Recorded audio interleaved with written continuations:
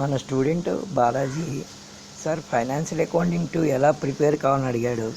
నిజమే, ఒక సిస్టమేటిక్ వేలో ప్రిపేర్ అయినట్లయితే ఫైనాన్షియల్ అకౌంటింగ్ 2లో తెచ్చుకోవడం, చాలా ఈజీగా పాస్ కావడం అనేది ఈజీ అన్నమాట. దీంట్లో ఉన్నటువంటి 5 టాపిక్స్లో మనం ఫస్ట్ బాగా కాన్సన్ట్రేట్ చేయాల్సింది లాస్ట్లో ఉంది చూడండి, నాన్ ప్రాఫిట్ ఆర్గనైజేషన్స్ అని చెప్పి. దాంట్లో 40% థియరీ ఉంటుందండి, 60% ప్రాబ్లమేటిక్ పార్ట్ ఉంటుందన్నమాట. ఒకవేళ ఇంటర్లో మీరు సిఈసి ఎంఈసి స్టూడెంట్స్ అయితే మీకు ఈజీగానే ఉంటుంది, కాకపోయినా సరే ఈజీగా నేర్చుకోవచ్చు. మనం అక్కడ differences between receipts and payment and income and expenditure account ఒకటి, differences between trading and non trading concerns ఒకటి ఇంపార్టెంట్ థియరీ కనిపిస్తుంది.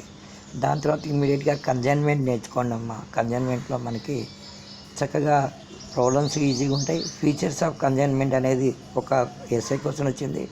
Differences between consignment and sales అనేది చాలా చాలా ఇంపార్టెంట్. దాని తర్వాత జాయింట్ వెంచర్లోకి రండి. జాయింట్ వెంచర్లో ఒక ప్రాబ్లం కంపల్సరీ వస్తుంది. దాని తర్వాత differences between joint venture and partnership అడగడానికి ఛాయిస్ ఉంది. లాస్ట్లో బిల్ ఆఫ్ ఎక్స్చేంజ్ మీద మీరు కాన్సన్ట్రేట్ చేయండి, చాలా చాలా ఇంపార్టెంట్ యూనిట్ అది. దాంట్లో లెక్కలు వస్తాయి ప్లస్ థియరీ కూడా వస్తుంది అనమాట. Promissory note versus bill of exchange అనేది మనకి ఒక ఇంపార్టెంట్ కనిపిస్తుంది.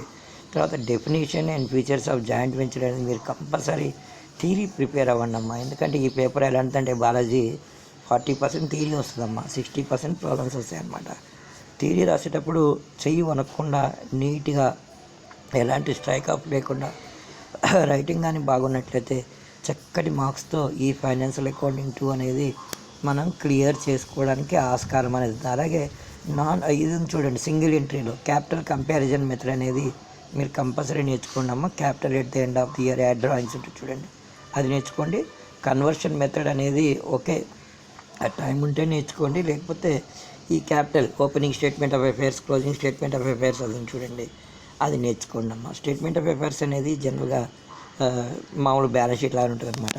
తర్వాత differences between single entry and double entry అనే థియరీ అడగొచ్చు. దాంట్లో ఫీచర్స్ ఆఫ్ సింగిల్ ఎంట్రీ అనేది ఒక థియరీ క్వశ్చన్ ఈసారి మనకి యూనిట్ నెంబర్ 4 నుంచి మనకు కనిపిస్తుందమ్మా. అంటే బాలాజీ అండ్ సాయినాథ్ కూడా పర్టికులర్గా మన స్టూడెంటే అడుగుతూ ఉన్నాడు, థియరీ చదువుకోవాలని చెప్పి. ఎస్, సింగిల్ ఎంట్రీలో అకౌంట్స్ ఫ్రమ్ ఇన్కంప్లీట్ కార్డు కూడా చదువుకోండి వచ్చింది.